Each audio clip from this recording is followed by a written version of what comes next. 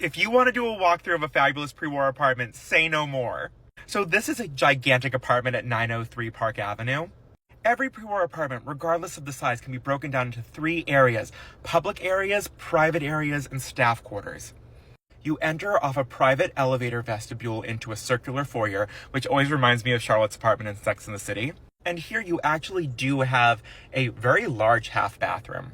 And all the public rooms are organized off of the foyer. So you have dining room, reception room, and living room. And I love the bookended fireplaces. Now also notice what's going on down here. The private bedrooms are organized along their own separate hallway. And you can see that it's separate because there's a doorway that leads to a different hall. Off of that hall is the first room is a library or a bedroom. Libraries exist in a kind of liminal space between public and private zones because it could be a bedroom. Here it connects to a full bath. It could also be like a den or an office, something that you might invite somebody into, but also something that you might use like privately. In smaller apartments, if there's a library, it might not be off of its own bedroom hall, but it might be closest to the bedrooms if the rooms are organized. Now my favorite, the staff quarters.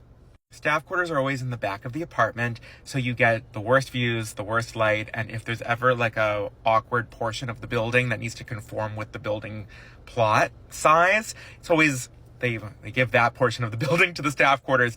The staff quarters are accessed here off of the foyer, off of the dining room, and off of the private bedroom hall in these like discrete, like almost back doors.